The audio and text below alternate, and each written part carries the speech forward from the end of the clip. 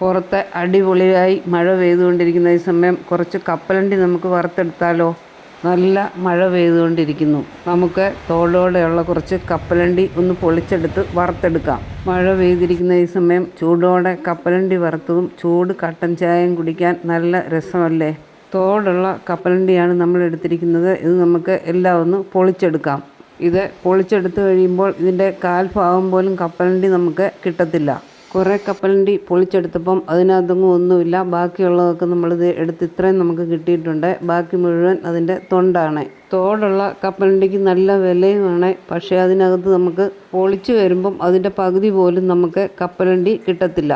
കിട്ടിയ കപ്പലണ്ടി എളുപ്പത്തിൽ തന്നെ നല്ല ടേസ്റ്റി ആയിട്ട് എങ്ങനെയാണ് വറുത്തെടുക്കുന്നതെന്ന് നമുക്കൊന്ന് നോക്കാം. നമ്മൾ ഈ കപ്പലണ്ടി ഇന്ന് വറുത്തെടുക്കുന്നത് ഉപ്പുപൊടി ഇട്ട് അതിലാണ് നമ്മളിത് വറുത്തെടുക്കുന്നത്. സാധാരണയായി മണലിലിട്ടാണിത് വറുത്തെടുക്കുന്നത്. നമ്മളിന്ന് വെറൈറ്റി ആയിട്ട് നമ്മൾ ഈ ഉപ്പുപൊടിക്കകത്തിട്ടാണ് നമ്മളിന്ന് വറുത്തെടുക്കുന്നത്. ഉപ്പുപൊടി നന്നായിട്ടൊന്ന് ചൂടായി വരുമ്പം അതിലേക്ക് നമുക്ക് ഈ കപ്പലണ്ടി ഇട്ട് കൊടുക്കാം.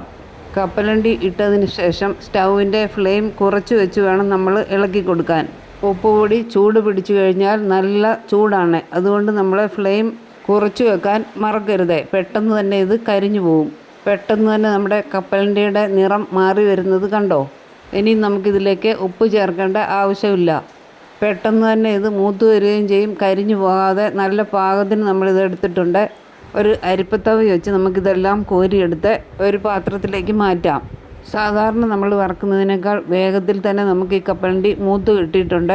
ഇനിയും പച്ചക്കപ്പലണ്ടി വാങ്ങിക്കുന്നവരൊക്കെ ഇതേപോലെ ഉപ്പിനകത്തിട്ടൊന്ന് വറുത്ത് നോക്കണം.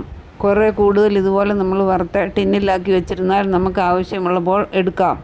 ഇനിയും ചൂട് കപ്പലണ്ടി തിന്നാൻ വഴി സൈഡിലെ കടക്കാരനെ ആശ്രയിക്കാതെ നമുക്ക് വീട്ടിൽ തന്നെ രുചികരമായ കപ്പലണ്ടി പെട്ടെന്ന് തന്നെ തയ്യാറാക്കിയെടുക്കാം. ഇനിയും ഇതിൻ്റെ കൂടെ നമുക്കൊരു കട്ടൻ ചായ ഉണ്ടാക്കിയെടുക്കാം. ഒരു പീസ് ഇഞ്ചി നന്നായി നമ്മൾ ചതച്ചെടുത്ത് തിളച്ച് വരുന്ന വെള്ളത്തിലേക്ക് ചേർത്ത് ആവശ്യത്തിന് തേയിലയും പഞ്ചസാരയും ചേർത്ത് നമ്മുടെ കട്ടൻ ചായ ഇവിടെ റെഡി ആയിട്ടുണ്ട്.